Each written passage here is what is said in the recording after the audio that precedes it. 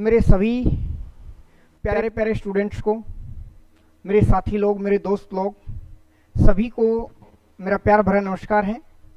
Welcome आप सभी का है आपके अपने यूट्यूब चैनल पर। आज हम एक बहुत ही इम्पोर्टेंट कॉन्सेप्ट को लेकर आए हैं, स्टेट को विशेष ध्यान में रख करके, जिसमें अक्सर ऐसे सवाल पूछे जाते हैं और जो है बड़ा सिंपल सा, बहुत इजी है, लेकिन सवाल जब हम करने बैठते हैं इसका तो अक्सर बहुत ज़्यादा कन्फ्यूज़न जो होता है वो क्रिएट हो जाता है। तो एक छोटा सा कॉन्सेप्ट है, बहुत लंबा चौड़ा कॉन्सेप्ट नहीं है। देखिए, जैसा कि आपको थंबनेल पर दिखाई दे रहा है, रिफ्लेक्सिव और एम्फेटिक प्रोनाउन को हम कैसे पहचानें, क्योंकि दोनों के दोनों एक जैसे होते हैं। तो अभी हम इसकी बात करते हैं। इससे पहले जो भी न्यू व्यूअर्स हैं उन सभी से रिक्वेस्ट है कि चैनल को सब्सक्राइब करें, और जो भी हमारे रेगुलर व्यूअर्स हैं वो लाइक करें, शेयर करें सेशन को। और मैं रोज़ आपसे कहता हूं कि अपना फीडबैक ज़रूर दें, कमेंट ज़रूर दें। आपका एक कमेंट जो होता है वो जैसा भी आप कमेंट करोगे उस चीज़ के ऊपर बहुत ज़्यादा काम किया जाएगा।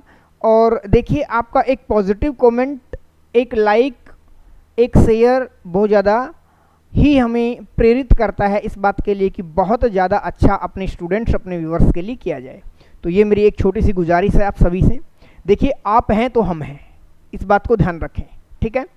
तो चलिए शुरू करते हैं हमारे इस कॉन्सेप्ट को आज। देखिए, सबसे पहले रिफ्लेक्सिव और एम्फेटिक होता क्या है, सबसे पहले इस बात को समझिए।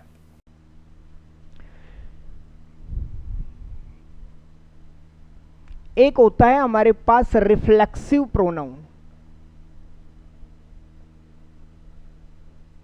और एक होता है हमारे पास emphatic pronoun.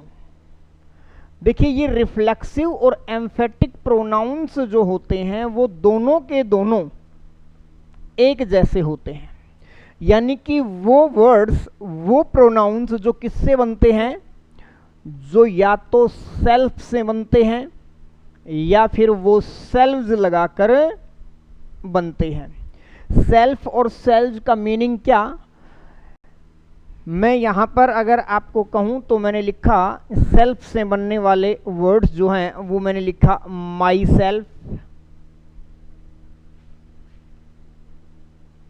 Your self, him self, her self, it self. देखिए, ये हमारे सेल्फ से बनने वाले प्रोनाउंस हैं, वर्ड्स हैं। अगर मैं सेल्व्स की बात करूं तो मैंने कहा आवर सेल्व्स, योर सेल्व्स, और बच्चे देम सेल्व्स। इस बात को थोड़ा सा समझिए कि कभी कभी एग्जाम में कैसा एरर दे दिया जाता है, ऐसा भी एरर दे दिया जाता है कि वो क्या कर देगा, वो कर देगा आवर सेल्फ, किसी भी वाक्य के अंदर आवर सेल्फ कर देगा और हमसे या तो एरर निकालना पूछेगा और हम रनिंग में पढ़ कर चले जाते हैं उसको कि आवर सेल्फ। देखिए, आवर सेल्फ कोई वर्ड नहीं होता, इसी तरह देम सेल्फ कोई वर्ड नहीं होता। अब क्यों है, क्यों नहीं होता, इस बात को समझिए। देखिए बच्चे, जो सेल्फ होता है वो अपने मीनिंग में कैसा होता है, वो अपने मीनिंग में सिंगुलर होता है। कैसा होता है, सिंगुलर। सेल्व्स जो होता है वो अपने मीनिंग में प्लूरल होता है। इट मीन्स सेल्फ जब भी हम किसी के साथ सफिक्स करेंगे तो यहाँ पर देखिए, माई जो है ये अपने आप में सिंगुलर या प्लूरल, आई से बना हुआ है, आई का फॉर्म है ये एक, तो माई अपने आप में सिंगुलर है तो हम इसके साथ सिंगुलर ही यूज करेंगे सेल्फ। माई सेल्व्स नहीं कर सकते, क्योंकि सेल्व्स मैंने कहा है प्लूरल, तो प्लूरल जो है वो प्लूरल के साथ ही लगेगा, सिंगुलर जो है वो बच्चे सिंगुलर के साथ ही लगेगा। इसी तरह हमने कहा हिम, हिम अपने आप में क्या है, सिंगुलर है, इसलिए हम इसके साथ सिंगुलर ही लगाएंगे। हर अपने आप में सिंगुलर है, इसलिए इसके साथ सेल्फ सिंगुलर लगाएंगे। इट अपने आप में सिंगुलर है, इसके साथ सेल्फ ही लगाएंगे। क्लियर है बात। अब सेल्व्स की बात करें तो देखिए अवर जो है वी अवर अस आपने पढ़ा है, तो अवर जो है वी का केस है, ठीक है, तो वी जो है वो अपने आप में प्लूरल है। अब वी जो अपने आप में प्लूरल है तो अवर भी प्लूरल है, और अवर प्लूरल है तो इसके साथ हमने सेल्व्स यूज किया है, तभी ये सही है। अगर अब बात आती है सर ये क्यों गलत है, तो देखिए अवर प्लूरल हो गया और सेल्फ सिंगुलर हो गया तो ये मिसमैच हो गया, इसीलिए ये गलत है। और क्वेश्चन कभी कभी ऐसे पूछ लिया जाता है, ये बहुत ही सिंपल आसान क्वेश्चन है, बहुत ट्रिकी क्वेश्चन, बहुत टेक्निकल क्वेश्चन नहीं है।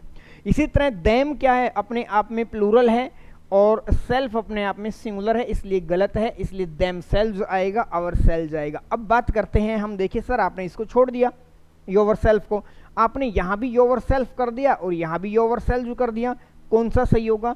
देखिए बच्चे, जब हम यू की अगर बात करते हैं, अगर हम यू की बात करते हैं तो यू जो होता है वो सिंगुलर फॉर्म में भी यू होता है और प्लूरल फॉर्म में भी यू होता है। कैसे? अब बात को समझिए, अगर आपसे ये कहा जाए you are a good student, तो बताइए यहां हम ये जो यू है ये किसके लिए यूज कर रहे हैं? तो आप कहोगे सर इस नाउन के लिए यूज कर रहे हैं, स्टूडेंट के लिए यूज कर रहे हैं। अब स्टूडेंट एक है या एक से ज्यादा है बच्चे बताइए? तो आप कहोगे सर एक ही है, तो इस एक के लिए भी हमने यू यूज किया। लेकिन अगर मैं आपको कहूं कि you are the good students, अब बात आती है कि ये यू किसके लिए यूज किया? आप कहोगे सर इस स्टूडेंट्स के लिए यूज किया, तो भाई स्टूडेंट्स जो है वो प्लूरल है तो इस प्लूरल के लिए भी यू यूज किया। तो सबसे पहली बात कि यू सिंगुलर में भी यू रहता है और प्लूरल में भी यू रहता है, इसीलिए मैंने इसके दोनों फॉर्म लिखे हैं। देखिए जब भी जरूरत हमें कहीं सिंगुलर फॉर्म की जरूरत पड़े इस सेल्फ वाले वर्ड की, तो हम योवर सेल्फ कर सकते हैं। जब जरूरत हमें योवर सेल्व्स यानी कि प्लूरल की जरूरत पड़े तो हम योवर सेल्व्स भी कर सकते हैं। ये जरूरत के अकॉर्डिंग की बात है। बताइए बात समझ आई? क्लियर? देखिए जिस भी बच्चे को कोई दिक्कत आती है आप कमेंट के अंदर अपना जो भी फीडबैक है, जो आपकी प्रॉब्लम है वो आप बता सकते हो।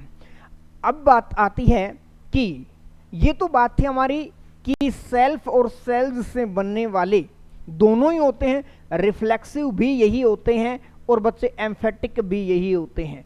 अब असली बात यह है कि हमें दिक्कत आती है इसको समझने में कि सर जब ये एक जैसे हैं तो हम कैसे पहचानेंगे कि किसी वाक्य में ये रिफ्लेक्सिव है, ये एम्फेटिक है? बच्चे दोनों का फंक्शन अलग है, दोनों का फंक्शन अलग है, दोनों की प्लेसमेंट अलग है। अब उस बात को समझिए कैसे। असली सवाल शुरू होता है यहां से, और एग्जाम में यहां से क्वेश्चन पूछ लिया जाता है, अंडरलाइन करके पूछ लेगा ये क्या है, एक ऑप्शन देगा रिफ्लेक्सिव, एक देगा एम्फेटिक। अगर हमने सिर्फ इतना समझा है कि सेल्फ और सेल्फ से बनने वाले रिफ्लेक्सिव या एम्फेटिक दोनों ही हो सकते हैं, तब वहां पर एचटेट के एग्जाम में विशेषकर इस तरह के सवाल पूछे जाते हैं कि पार्ट्स ऑफ स्पीच को आपको आइडेंटिफाई करना होता है। ठीक है, तो पार्ट्स ऑफ स्पीच को आइडेंटिफाई करना है तो हमें ये देखना है कि कब रिफ्लेक्सिव कब एम्फेटिक। चलिए आइए बात करते हैं इसकी। ठीक है, देखिए सबसे पहली बात तो ये है कि रिफ्लेक्सिव जो होता है, हमारा जो रिफ्लेक्सिव प्रोनाउंस जो भी होते हैं वो कहां पर यूज होते हैं एक सेंटेंस में? देखिए रिफ्लेक्सिव प्रोनाउन जो होते हैं वो वर्ब जो हमारी होती है उसके बाद में यूज होते हैं। भाई हम लिखते हैं सब्जेक्ट वर्ब ऑब्जेक्ट, तो रिफ्लेक्सिव प्रोनाउन ऑब्जेक्ट की जगह पर यूज हो सकता है, तो ये वर्ब के ठीक बाद में यूज हो सकता है, या फिर ये किसी भी प्रपोजिशन के बाद में यूज हो सकता है।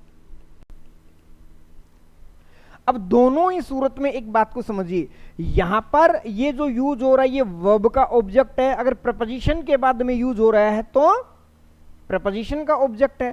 कहने का मीनिंग ये है कि रिफ्लेक्सिव प्रोनाउन ऑब्जेक्ट की जगह यूज हो सकता है, और वो ऑब्जेक्ट या तो वर्ब का हो सकता है या फिर वो किसी प्रपोजिशन का हो सकता है।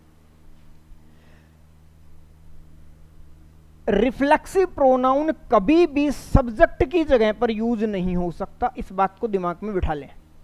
बहुत सारे पढ़े लिखे लोग, बहुत सारे बच्चे बहुत अच्छे से इस बात को, जब किसी का इंट्रोडक्शन देने का समय आता है तो बहुत सारे टीचर्स लोग इस बात को बोलते हैं कि माई सेल्फ, जो भी आपका नाम है, माई सेल्फ, जैसे मैं कहूँ माई सेल्फ प्रदीप यादव, तो my self is Pradeep Yadav जो है ये टोटल रोंग है, क्योंकि आपने माई सेल्फ को यूज किया सब्जेक्ट की जगह पर, जबकि कभी भी सब्जेक्ट की जगह पर रिफ्लेक्सिव प्रोनाउन का यूज नहीं हो सकता। तो हम जो यूज करते हैं वो गलत यूज है हमारा। Have you got it? अब दूसरी बात को समझिए कि रिफ्लेक्सिव क्यों कहा गया है और इसका काम क्या है। जब ये ऑब्जेक्ट की जगह पर आ रहा है तो इसका काम क्या है, सिर्फ रिफ्लेक्सिव को समझिए। अब आप देखिए बच्चे कि जब सब्जेक्ट और ऑब्जेक्ट सेम नाउन है, हमारा सेम नाउन है, सेम पर्सन है, सेम थिंग है, यानी कि तब हम रिफ्लेक्सिव का यूज करते हैं। क्यों? दूसरे तरीके से समझिए। एक सिंपल सेंटेंस की जो फॉर्मेशन होती है, जो स्ट्रक्चर होता है, वो सब्जेक्ट वर्ब ऑब्जेक्ट होता है। जब सब्जेक्ट कोई काम करता है तो उसका असर जिसके ऊपर पास ऑन होता है तो वो हमारा ऑब्जेक्ट होता है। ऑब्जेक्ट को आपने पढ़ा है कि भाई receiver of an action, receiver of an action जो होता है वो ऑब्जेक्ट होता है, बिल्कुल ठीक है ना। मैंने कहा सी कुक्स फूड, तो ये हमारा सब्जेक्ट है, ये हमारा वर्ब है और ये हमारा ऑब्जेक्ट है, कोई दिक्कत नहीं है। हमने कहा सी, दूसरा वाक्य देखिए, मैं इधर लिख देता हूं। मैंने लिखा she introduced me to her parents.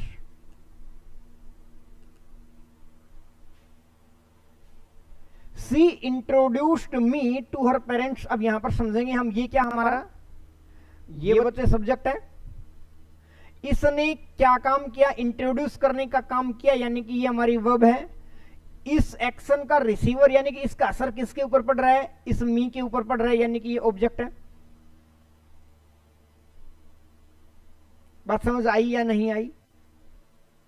She introduced me to her parents, तो ये हमारा ऑब्जेक्ट है, यहां तक कोई दिक्कत नहीं है।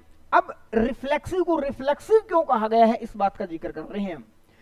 अब बात आती है कि जब कोई सब्जेक्ट कोई एक्शन करता है और उस एक्शन का असर किसी और के ऊपर पास ऑन ना हो करके उसका रिजल्ट वापस सब्जेक्ट के ऊपर ही आए, यानी कि ये वापस इसी के ऊपर आ जाए, इसी चीज को दिखाने के लिए हम ऑब्जेक्ट की जगह पर रिफ्लेक्सिव प्रोनाउन यूज करते हैं। क्योंकि रिफ्लेक्शन क्या होता है, रिफ्लेक्शन वही होता है, आप साइंस के अंदर पढ़ते हो, जब भी किसी मिरर के ऊपर कोई भी लाइट डालते हैं तो वो वापस क्या होती है, रिफ्लेक्ट होती है। तो काम इसने किया, ये काम किया और उस काम का असर भी वापस इसी के ऊपर आया, इसीलिए इसको रिफ्लेक्सिव प्रोनाउन कहते हैं। Is it okay? तो अब बात आती है कि इसीलिए ऑब्जेक्ट की जगह पर रिफ्लेक्सिव प्रोनाउन आता है। और दूसरी बात यह है कि जब सब्जेक्ट और ऑब्जेक्ट एक ही पर्सन हो, एक ही थिंग हो, यानी कि एक सेम हो, सब्जेक्ट और ऑब्जेक्ट जब सेम होते हैं तब हम क्या करते हैं, रिफ्लेक्सिव प्रोनाउन का यूज करते हैं। एग्जांपल देखिए, मैंने कहा सी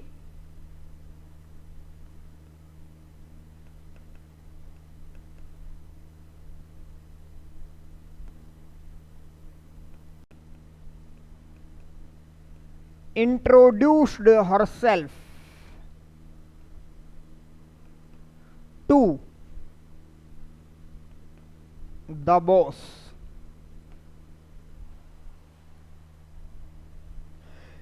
सी ने, यानी कि हमारा सब्जेक्ट है, इसने क्या काम किया? इंट्रोड्यूस करने का काम किया। लेकिन इंट्रोड्यूस किसे किया? उसने अपने आप को ही इंट्रोड्यूस किया, खुद को ही इंट्रोड्यूस किया। तो ये बच्चे हर सेल्फ जो है ये कौन है, किसके लिए आया है? ये इसी के लिए तो आया है, इसीलिए इसको कहेंगे हम रिफ्लेक्सिव। क्या कहेंगे? रिफ्लेक्सिव। ये क्या है? रिफ्लेक्सिव प्रोनाउन है। मैंने क्या कहा है कि ऑब्जेक्ट की जगह पर आने वाला जब ये प्रोनाउन सब्जेक्ट को ही डिनोट करे तो वो रिफ्लेक्सिव प्रोनाउन होता है। बात समझ आई या नहीं आई बताइए? क्लियर है कि सी इंट्रोड्यूस्ड हरसेल्फ, ये हरसेल्फ यही है। अब यही बात हमने कहा ये या तो वर्ब के ऑब्जेक्ट के रूप में आता है, इसी को एक वाक्य में ये कहूं, एक और मैंने, या दूसरा मैंने कहा प्रेपोजिशन के ऑब्जेक्ट के रूप में आ सकता है। तो मैंने कहा सी वर्क्स फॉर हर पेरेंट्स, हमने ये कहा। तो देखिए ये हमारी एक प्रेपोजिशन है, ये प्रेपोजिशन है और ये प्रेपोजिशन का ऑब्जेक्ट है। ऑब्जेक्ट प्रेपोजिशन का है ना कि वर्ब का, कोई दिक्कत नहीं है वाक्य के अंदर। लेकिन अगर हम ये कहें, मैंने क्या कहा है, जब सब्जेक्ट और रिफ्लेक्सिव यानी कि सेल्फ या सेल्फ वाला वर्ड जो है वो एक ही है, रिफ्लेक्सिव होता है। देखिए अब इसी को अगर मैं ये कहूं कि सी वर्क्स फॉर हरसेल्फ, कि वो काम करती है यहां क्या? अपने पेरेंट्स के लिए, और यहां क्या? वो खुद के लिए काम करती है, खुद के लिए काम करती है। तो ये हरसेल्फ जो है ये सी है। इट मीन्स ये एक प्रेपोजिशन के ऑब्जेक्ट के रूप में आया है। तो देखिए मैंने दो बातें कही हैं कि रिफ्लेक्सिव की प्लेसमेंट कहां होती है। बच्चे रिफ्लेक्सिव की प्लेसमेंट मैंने कहा है कि रिफ्लेक्सिव की जो प्लेसमेंट होगी वो कहां पर होगी? रिफ्लेक्सिव की प्लेसमेंट होगी या तो वर्ब के बाद में या फिर प्रपोजिशन के बाद में। प्लेसमेंट का पता चल गया। दूसरी बात, जब रिफ्लेक्सिव की बात हो तो इसका मीनिंग, अगर हम हिंदी मीनिंग भी समझने की कोशिश करें तो रिफ्लेक्सिव का मीनिंग क्या निकलता है? खुद काके की। भाई यहां पर हमने कहा कि सी इंट्रोड्यूस्ड हरसेल्फ, उसने खुद को इंट्रोड्यूस किया, उसने खुद को, काके की को, ठीक है, खुद को इंट्रोड्यूस किया। तो बताइए बात समझ आई या नहीं आई? ये था केवल और केवल रिफ्लेक्सिव को समझने का। सर ये बात तो हमारी समझ आ गई। मेजर बात क्या ध्यान रखनी है? मेजर बातें आपको दो बातें ध्यान रखनी है कि रिफ्लेक्सिव प्रोनाउन हमेशा या तो वर्ब के बाद में आएगा या प्रपोजिशन के बाद में आएगा। Is it okay? कोई दिक्कत नहीं है। आप इसी बात से कंफर्म हो जाओगे कि ये रिफ्लेक्सिव प्रोनाउन है। रिफ्लेक्सिव को रिफ्लेक्सिव क्यों कहा जाता है ये बात भी आपको बता दी है। रिफ्लेक्सिव का काम क्या है ये बात आप लोगों को बता दी है। रिफ्लेक्सिव कैसे बनता है ये बात आपको बता दी है। मिसमैच नहीं करना है रिफ्लेक्सिव या एम्फेटिक किसी को भी, यानी कि सिंगुलर के साथ सेल्फ और प्लूरल के साथ सेल्स। ये बात हमारी समझ आई, क्लियर है रिफ्लेक्सिव की। चलिए ध्यान रखना, रिफ्लेक्सिव कभी भी मैंने क्या कहा है, सब्जेक्ट के रूप में नहीं आ सकता। अब हम बात करते हैं एम्फेटिक की। अब बात आती है कि एम्फेटिक भी यही होता है। एम्फेटिक प्रोनाउंस जो होते हैं वो भी तो सेल्फ और सेल्स वाले ही होते हैं। अब देखिए एम्फेटिक प्रोनाउंस कैसे यूज होंगे। एम्फेटिक प्रोनाउन का जो यूज होगा, देखिए सब्जेक्ट, जो सब्जेक्ट वर्ब ऑब्जेक्ट है। अब बात आती है कि एम्फेटिक प्रोनाउन का काम है कि सब्जेक्ट के ठीक बाद आना या तो C plus emphatic, subject plus emphatic, या तो ये सब्जेक्ट के बाद में आता है बच्चे, या कभी कभी ऐसा भी हो जाता है कि ये वाक्य के एंड में आए एम्फेटिक।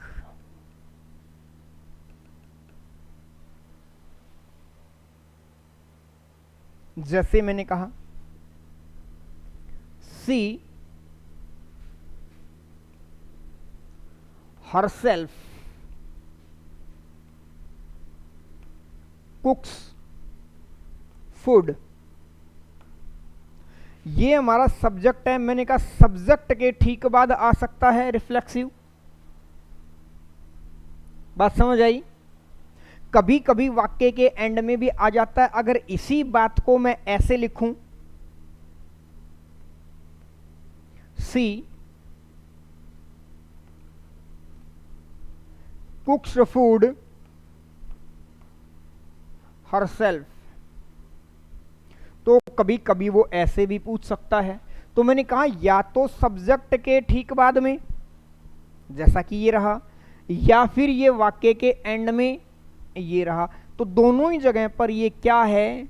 दोनों ही जगह पर ये एम्फेटिक प्रोनाउन है बच्चे। क्लियर है? अब दोनों बातों को समझिए कि रिफ्लेक्सिव प्रोनाउन, मैंने कहा कि वर्ब के बाद में रिफ्लेक्सिव आता है और सब्जेक्ट के बाद में एम्फेटिक आता है। एक बात क्लियर? दूसरी बात मैंने कहा कि वर्ब, मैंने कहा कि जो हमारा प्रेपोजिशन है, प्रेपोजिशन के बाद में आएगा तो क्या आएगा? रिफ्लेक्सिव आएगा। और सेंटेंस के एंड में आएगा तो क्या आएगा? एम्फेटिक आएगा। अब सर ये बात तो ठीक है, ये पेयर तो हमें समझ आ गया है कि वर्ब के बाद में रिफ्लेक्सिव, सब्जेक्ट के बाद में एम्फेटिक। यहां तक की बात समझ आ गई। एम्फेटिक जो होता है वो एम्फसाइज करने के काम आता है। लेकिन सर ये बात हमें अभी भी समझ नहीं आई है कि वाक्य के एंड में, क्योंकि जो प्रपोजिशन के एंड में आपने बताया है, अब मेरी बात को बड़े ध्यान से सुनना है कि सर जो प्रपोजिशन के एंड में अभी हमारा आया था कि सी वर्क्स फॉर हरसेल्फ, तो ये भी तो एक वाक्य का एंड हो गया। और आप यहां कह रहे हो कि ये भी एक वाक्य का एंड है। तो ये वाला जो पेयर है ये कहीं ना कहीं हमें कंफ्यूज करता है और यही बात हमें समझ नहीं आई है। तो अब मीनिंग को समझिए। देखिए भाई, इस कॉन्सेप्ट को आप कैसे समझोगे? इस कॉन्सेप्ट को ऐसे समझोगे, अगर वाक्य से, अगर सेंटेंस से हम सेल्फ या सेल्व्स को हटा तो देते हैं, जैसे मान लीजिए कि ये हमारा एम्फेटिक लास्ट में है, अगर हम इस वाक्य के अंदर इस एम्फेटिक को हटा देंगे तो वाक्य का मीनिंग डैमेज नहीं होगा, या वाक्य का जो सेंटेंस की सेंस है वो इनकम्प्लीट नहीं रहेगी, फिर भी कंप्लीट रहेगी। मान लीजिए हमने इसको हटा दिया यहां से, तो क्या वाक्य का मीनिंग डैमेज हुआ? सी कुक्स फूड, वो खाना बनाती है, कोई दिक्कत नहीं है। सी कुक्स फूड हरसेल्फ, वो खुद खाना बनाती है। वाक्य के दोनों, हमने अगर इसको हटा दिया तो वाक्य की सेंस डैमेज नहीं होगी। इस बात का ध्यान रखें। यहां पर हटाकर देख लो सर, यहां पर भी अगर हमने इसको हटा दिया तो सी कुक्स फूड, कोई दिक्कत नहीं है। तो अब बात आती है कि अगर हम एम्फेटिक को रिमूव कर देते हैं तो भी सेंटेंस क्या रहेगा? सेंस वाला रहेगा, मीनिंगफुल रहेगा। क्लियर है। अगर मान लेते हैं हम रिफ्लेक्सिव, तो बच्चे अगर रिफ्लेक्सिव को हटाकर देख लेना, टेस्ट करना यही है। अब रिफ्लेक्सिव को अगर आपने हटा दिया तो या तो सेंटेंस का मीनिंग डैमेज हो जाएगा या सेंटेंस का मीनिंग इनकम्प्लीट रहेगा। कैसे? देखिए, अगर मान लीजिए मैंने ये कहा कि सी कुक्स हरसेल्फ, वह बनाती है, पकाती है, हरसेल्फ खुद को, खुद को। इट मीन्स क्या ये मीनिंग सेंसिबल है? नहीं है। इसलिए यहां ऑब्जेक्ट की जगह पर जो हमने रिफ्लेक्सिव का यूज कर दिया, ये मीनिंग को क्या कर रहा है? डैमेज कर रहा है। या फिर हमने क्या कहा, मीनिंग को क्या रखेगा? वो इनकम्प्लीट रखेगा। मैंने कहा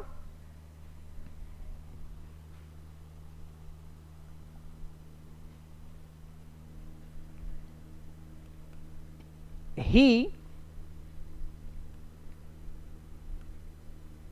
works for himself, he works for himself। अब अगर हमने यहां पर इस himself को हटा दिया तो क्या मीनिंग प्रॉपर रहेगा? he works for, incomplete meaning रहेगा।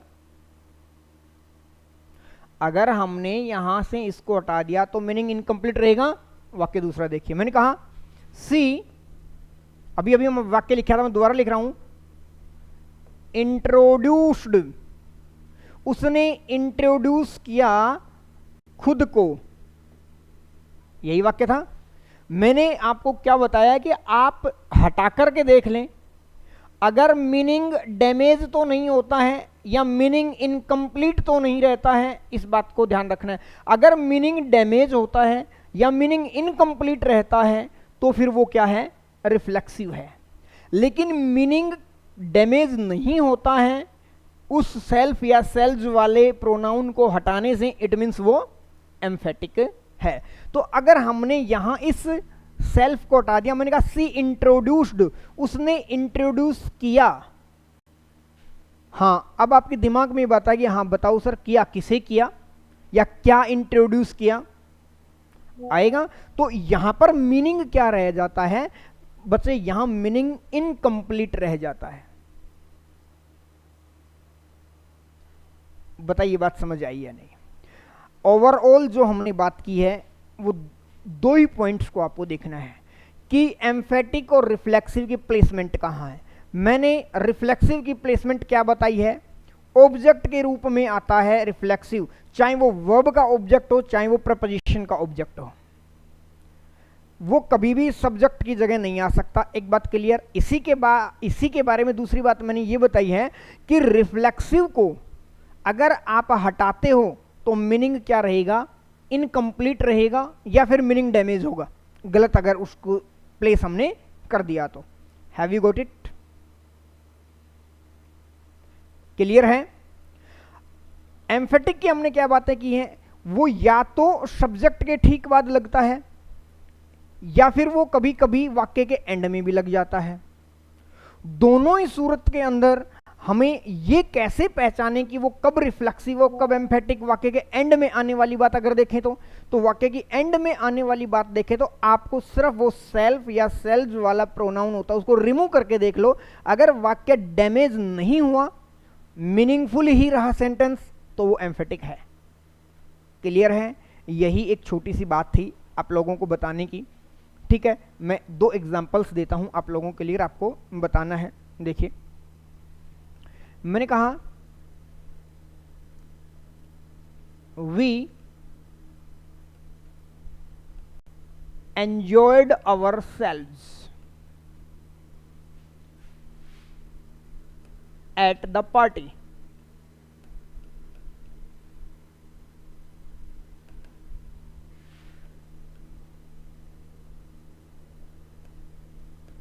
Meenal hurt Meenal hurts herself.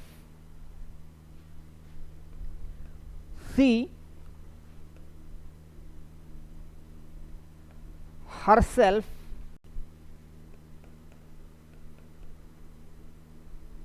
prepared her assignments.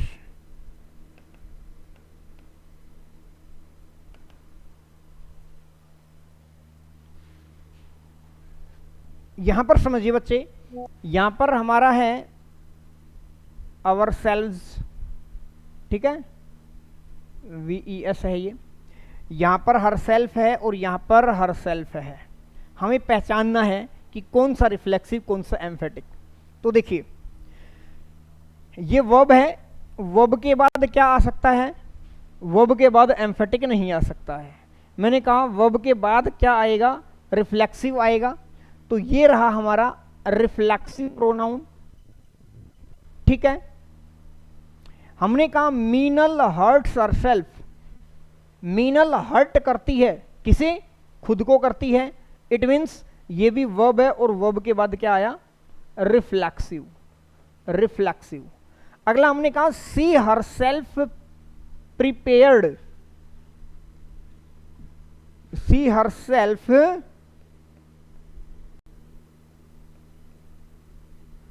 Prepared हर असाइनमेंट्स। अब ये बताइए ये वर्ब है क्या, वर्ब के बाद है, नहीं है। ये सब्जेक्ट है, सब्जेक्ट के बाद है, तो इसकी प्लेसमेंट बिल्कुल ठीक है, इसलिए ये है हमारा एम्फेटिक। क्या है, एम्फेटिक प्रोनाउन। क्या बताया मैंने एम्फेटिक के बारे में, आप हटाकर देख लो, मीनिंग अगर डैमेज नहीं हुआ, मीनिंग इनकम्प्लीट नहीं रहा, यानी कि मीनिंग कंप्लीट है तो कोई दिक्कत नहीं। मैं कहूँ सी प्रिपेयर्ड हर असाइनमेंट्स तो कोई दिक्कत नहीं है, सी हरसेल्फ प्रिपेयर्ड हर असाइनमेंट्स तो कोई दिक्कत नहीं, क्योंकि एम्फेटिक प्रोनाउन केवल और केवल बच्चे एम्फासाइज के लिए आता है, जोर डालने के लिए आता है। तो सब्जेक्ट को जब हाईलाइट करना है, सब्जेक्ट के ऊपर जोर डालना है, तो सी हरसेल्फ यानी कि उसने खुद अपने असाइनमेंट तैयार किए हैं, ये बात कहने के लिए। क्लियर है। अगर मैं इसी को यहां पर लगा दूं तो भी कोई फर्क नहीं पड़ेगा, सी प्रिपेयर्ड हर असाइनमेंट हरसेल्फ, कोई दिक्कत नहीं है। तो ये एक हमारा छोटा सा कॉन्सेप्ट था, बहुत इंपॉर्टेंट है, बहुत ही ज़्यादा आप लोगों को केयरफुल रहना है। अगर इस तरह के सवाल आपसे पूछे जाएं तो सारी बातें मैंने आपको बता दी हैं। Thank you for that. आज का हमारा यही कॉन्सेप्ट था, एक छोटा सा कॉन्सेप्ट था, लेकिन ये बहुत ज़्यादा क्या करता है, कन्फ्यूज़न क्रिएट करता है। ठीक है दोस्तों, तो आज की क्लास को यहीं रोकते हैं। बहुत बहुत थैंक यू है आप सभी का। और लास्ट में फिर आपसे एक गुजारिश है कि अपना फीडबैक देना प्लीज़ ना भूलें। थैंक यू दोस्तों।